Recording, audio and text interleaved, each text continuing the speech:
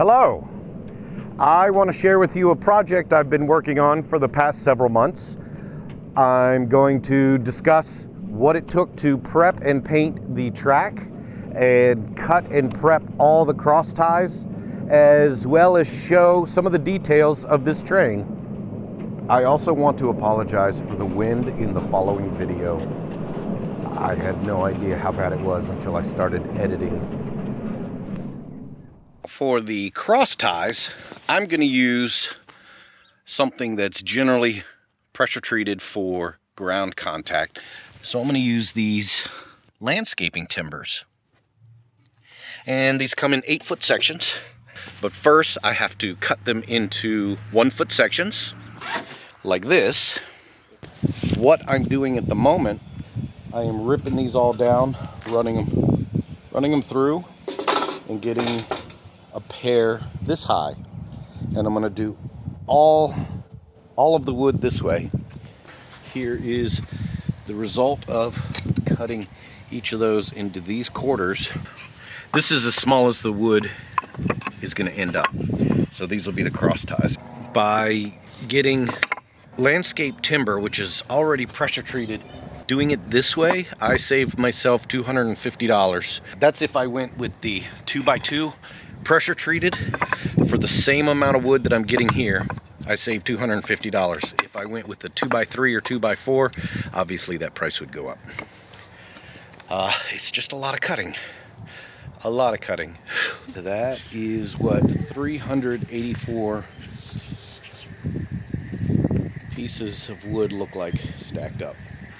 I only need 364, but I went ahead and cut extras just in case I split some of these while drilling them, or maybe they have a knot in a spot that I don't like. And now this small surface is what's going to attach to the track.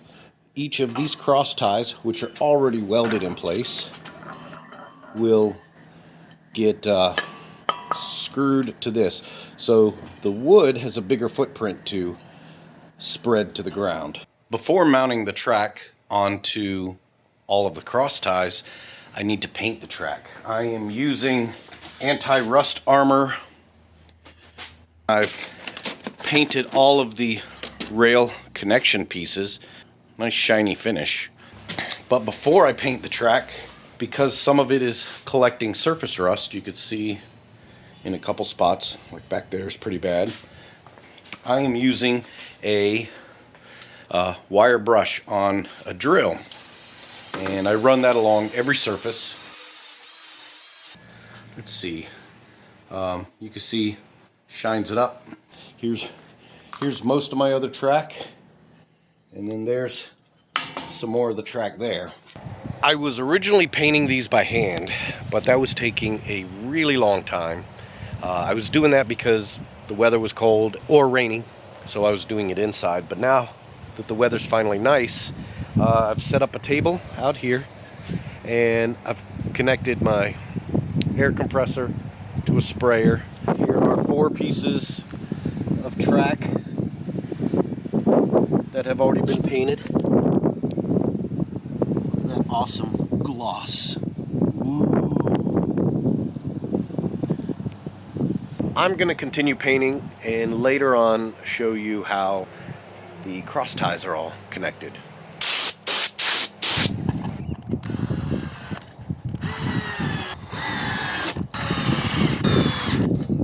With all the track painted comes the fun task of mounting cross ties, each using 2 deck screws. It's going to look something like this. I've just got the cross ties laid out for spacing. This seems like a good opportunity to show how the track gets connected. I've got a joint right here with a pair of holes on each one. Then there are these steel plates. Again, I painted all these. That takes nuts and bolts that fit right through with it. So I'll have to do the next part with 2 hands, but that involves a socket wrench. Oh, actually, I lied. And there we go. Gonna do enough to do a test oval here so I can show the operation and actually finally show the train. This is what the track looks like with all the cross ties in place, and we're about to have a visitor.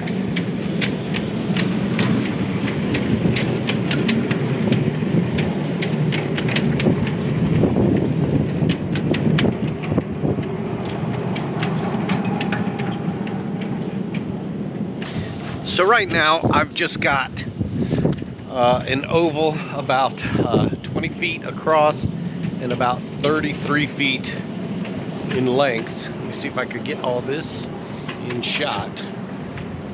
As you can see, I still have some track here, plus I've got 10 more pieces of track in the garage that I have to paint, and that'll give me, I think, about a 75 foot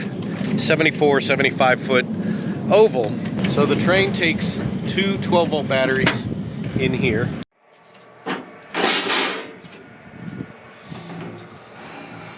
I'm using marine grade deep cycle batteries. Now, I did make a change from factory setting. These were shipped on the installed wires. They had these bolt-on tabs, and that would bolt directly to the battery. But my battery charger uses these quick disconnect plugs, and I have 8 batteries existing to cycle through my dark ride. I just swapped these out, cut the loops off, and soldered on the quick disconnect. That way I could also use my dark ride batteries in this if I wanted to. It's got a forward and reverse control, so switch in the backwards position and we go in reverse, switch in the forward position. It's got a master power key, so with this removed, the train doesn't work. It also has, heck yeah. So I'm on one of the bench seats. Here's the engine up there. And then behind me, you've got the hopper that can be sat in, another bench seat, and this caboose. The caboose is really just for storing probably tarps. So it's just an empty box. I think the hopper's pretty neat because you could sit pretty low to the ground. There's a bench in the middle which sits low, and then a bench at either end which sits over the wheel assemblies, which is a little bit bigger. Let me show you the wheel assemblies now. This is the wheel assembly. And the way this works, from the bearing block, the load gets carried on this bracket here, and these blue pieces are springs, and then that carries this assembly which floats on those springs. It stays aligned by having these forks that come down on either side of the bearing block, and then on top you've got these circular plates, and that is where on each car you've got a peg that fits down into that. And what that looks like is like that. These are notched out, so as it makes a turn, the body doesn't interfere with the wheel assemblies. Now up front, this wheel assembly looks similar, except it is powered. You can see the chain sprocket right in there. And then on the back, same deal.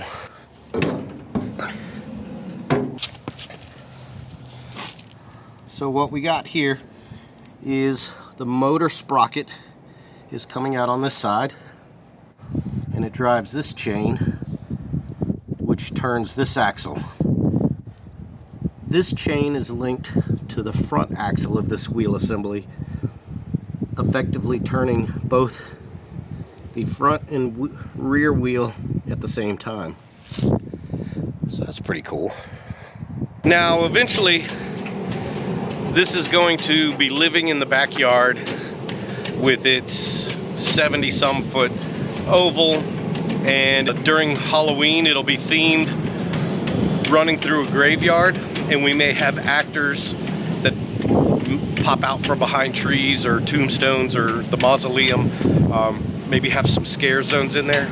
With the way you sit and ride on it, I'm concerned about people trying to jump and lean away from a startle scare.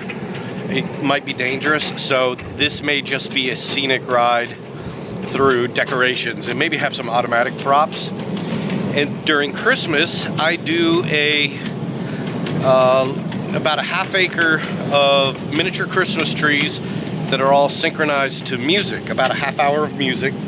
And so we're planning on having a train set you could ride through the light show during Christmas. As I do more on this, I'm sure there will be future videos. Thanks for watching.